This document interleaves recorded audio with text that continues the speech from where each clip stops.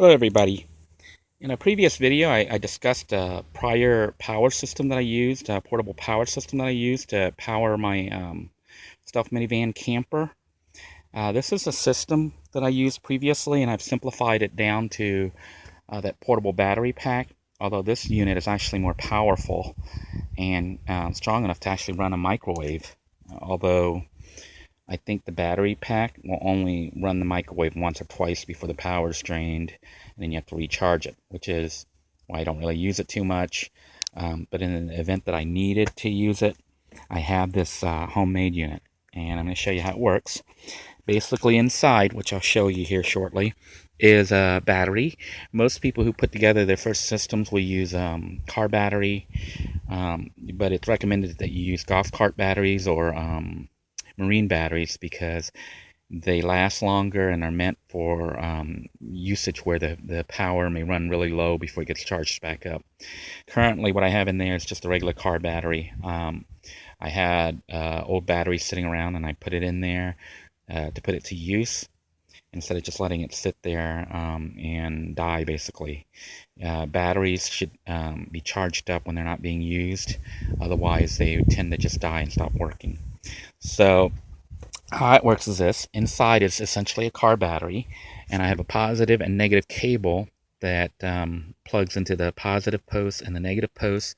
And this red here is the positive, this black is the negative on my power inverter.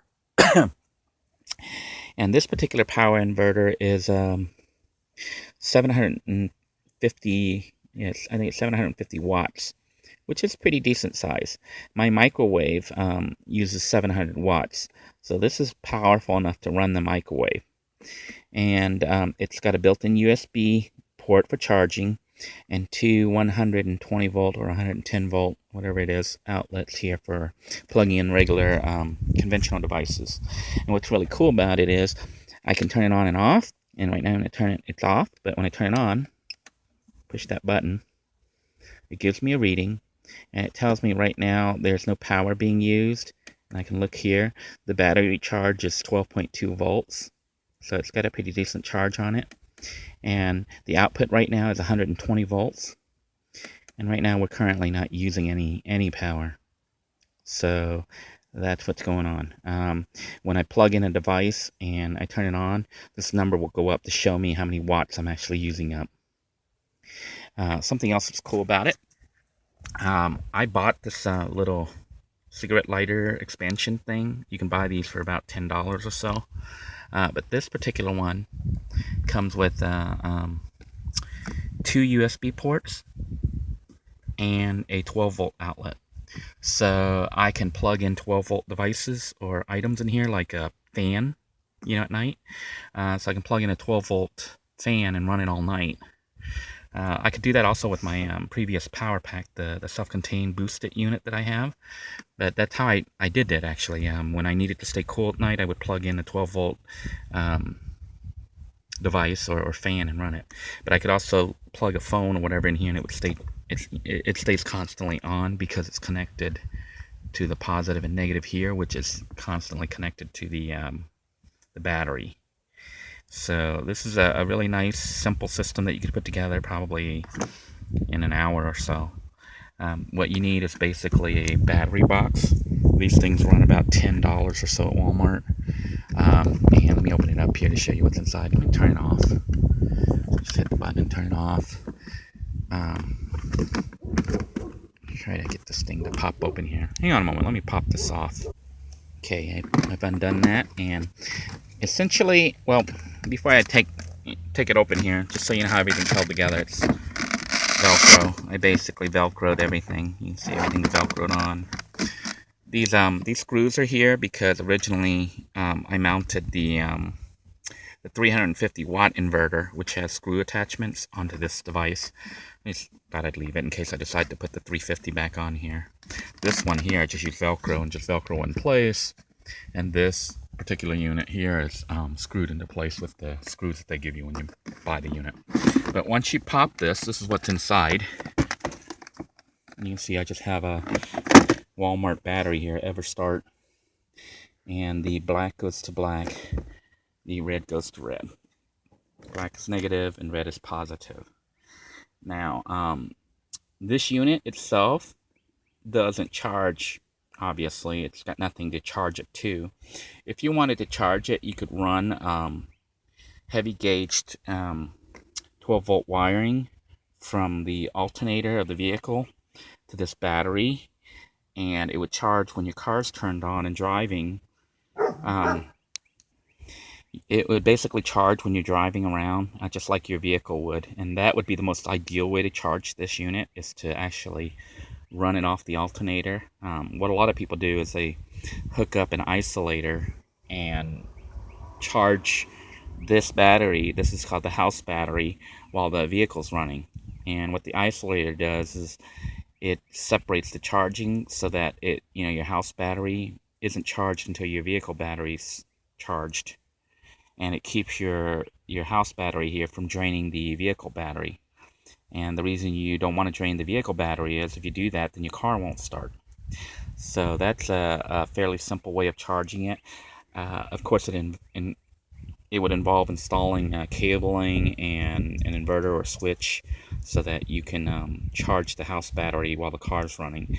And you don't want to have it so that it runs directly to the battery that's hooked up inside the hood or under the hood, because the batteries will tend to equalize, and so if this one runs out, it'll pull power from your vehicle battery, and that will run out or run low.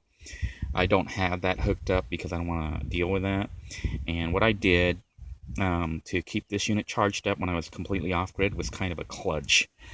It's not the most efficient, but it was a simple system that I used, and it worked. I know the purists will say, well, you should just go ahead and put in an isolator and blah, blah, blah, blah, blah. Yeah, you can do all that, but I didn't. And the reason I didn't is just I didn't feel like installing an isolator, and I went with what I had. And let me show you that. Let me go ahead and put this back up here. Okay. So make all this nice and pretty. And I got the unit back together. What I did when I was carrying this, I didn't have it like on the side here, although you could. If I were doing it now, I'd probably put it here because this is nice and easy to access. But I'd probably put L brackets to L bracket the case, like here and here, down here, as well as L brackets to hold it in place to my console here, so the battery unit doesn't fly around in the event of a crash or something, or hopefully it won't fly around. It may. The battery's pretty heavy. Okay, to charge the system back up, I just used a regular battery charger. This is a 2, 4, and 6 amp charger, and I basically would charge it about I don't know if I got it to go up to 6.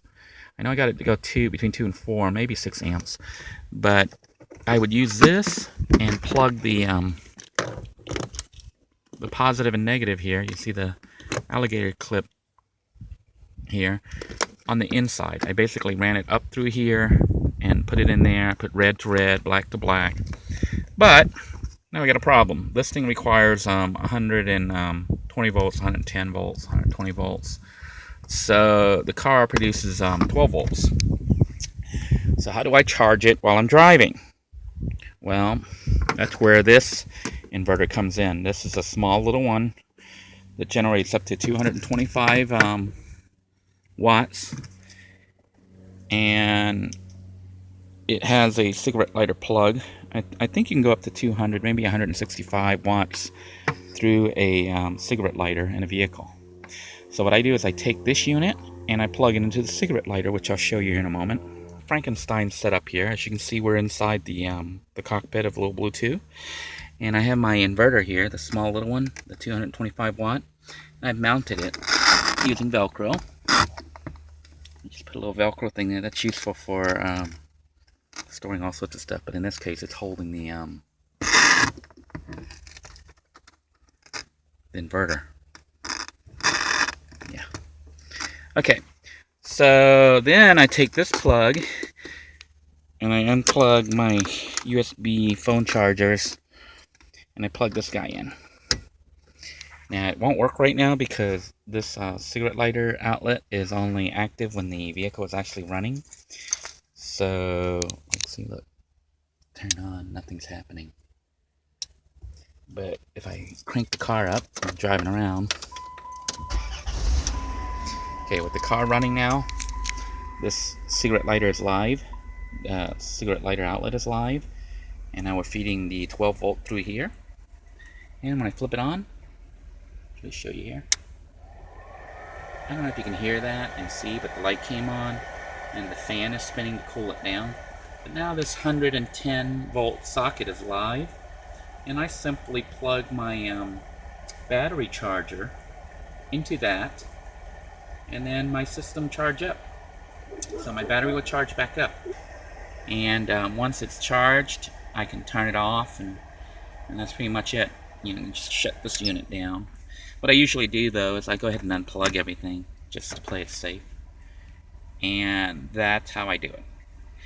But because I have this small portable unit here right now, I don't really do that anymore. This is just a lot cleaner, a lot simpler, and yeah, it suits my needs. So I don't really use that homemade unit anymore, although it is nice to have, and I might use it to run stuff in the house. I also have alternative ways of charging that unit, which I'll show you in just a moment. Okay, as I mentioned previously, I basically charge this particular battery up using this regular battery charger. And when I have, I can do this when I'm in a hotel room, or wherever I have access to 110, 120 volt power. I just charge that up by plugging in the alligator clips, plug this unit in, turn it on to the speed that I want it to charge, and just let it run. This will charge a battery overnight, I think about like 8 to 10 hours. When I'm driving around, I typically don't manage to charge the whole vehicle up unless I was like taking a cross-country trip or something. But it at least adds power to the battery when I'm driving around. And what I do to help supplement the charging is I use like a portable little solar panel. This particular one is a Coleman, and I think it's 15 watts or so. It won't, I don't know if it can fully charge the battery. It was more of a trickle charger, a battery maintainer.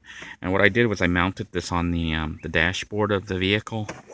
And on the other end, it has a line that runs out. And this particular line right here has this connector. And I had a connector that came with a Coleman that went to alligator clips with red and black, again for positive and negative. And I ran that other end inside here to charge the battery itself. And basically I left the Coleman out in the window and let it charge up. Currently, this Coleman is dead. I think it died because it might have got too hot sitting on my dash, because I am in Florida and the temperature can get quite hot in a vehicle. And I think it ended up getting so hot it killed my solar panel. So right now I'm not sure what I'm going to do with it. I might toss it, or I might try to open it up to see if there's something inside that I can fix. But that essentially was my old power system, and what I used before I bought the power pack. And it served me fine. The only reason I got the power pack was for a time I ended up not having to live in a van, but living in a BMW, a small little tiny BMW. And obviously this power pack is huge. So that's when I ended up buying that unit. I saw it on sale for $65 and said, hey, this will fit in a car. So that's how we ended up with that unit, which I like. So basically I downgraded to a portable unit that was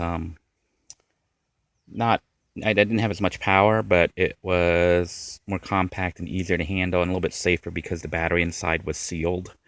This particular battery, if you use this battery or even a marine battery, and I don't know if the golf cart batteries are sealed or not, but if they're not sealed, what happens when you're charging like a lead acid battery like this one is that it produces gases, and you don't really want to have it charging in a closed environment like a van or something, because that gas is explosive. So if a spark hit it or something, it could blow up. How I handled that was, typically when I was driving to charge it, my windows would be open, You know, it didn't have to be open all the way, but I would have the rear windows open and the front windows open slightly so that wind would blow through and basically blow out any gases. So I wasn't too concerned about the gas, you know, being produced because it was being blown out as it was being produced. But if you are going to build a system like this, keep that in mind. You want to have a way of venting it so it goes outside. I would not recommend charging it while you're driving around unless you have your windows open, you know, just for safety, just so that the gases can blow out your vehicle. And I think that about wraps it up for the power options that I have for Little Blue 2. If you'd like to make a unit like this, all you need is a battery, a case to hold it, a power inverter so you can get 120 volt output, and that's the basic unit. And if you wanted to have USB ports, you could get something like this for $10 to add, and also the versatility of a 120 volt. The power inverter doesn't have to be this big fancy one. You could use the one that I use, you know, the 225 volt one if you wanted to, or the other one which doesn't have the USB here and the power indicator and whatnot. But this was a nice one that I got, and the reason I got it is because it'll hit 750 watts. You know, convert up to 750 watts, which at the time I used because I had a microwave, and I thought that the microwave would be cool to have and handy because I could cook microwave popcorn and whatnot for my kids when they were seeing me, when they were visiting. But it ended up not being that practical because basically you could cook 1 or 2 bags of popcorn and then the unit was out of power. So I didn't really use it, and you'll notice in the current build, Little Blue doesn't really have a microwave. Although I could carry a microwave when I'm off, when I'm boondock somewhere where I have access to 120 volt power. So a microwave isn't totally useless. It's just useless if you're off grid with no 120 volt power because it's such a high power consumption device. So I don't carry a microwave around, but if I were living full time, I might have a microwave installed for times when I'm actually hooked up to 120 volt. I hope you enjoyed this video. If you like it, please be sure to give it a thumbs up and subscribe to this channel if you haven't already. And if you could help share my videos, that would be awesome, because I'm hoping that these video series that I'm putting together is helpful to people should they find themselves in an emergency situation where they had to move into a vehicle, or if they just want to travel and do it on a budget, because most of these items, as you can see, aren't that expensive to put together, and the build itself isn't too complicated. If you have any questions, please don't hesitate to post them in the comments, and I'll try to get back with you on them. Have a good day now.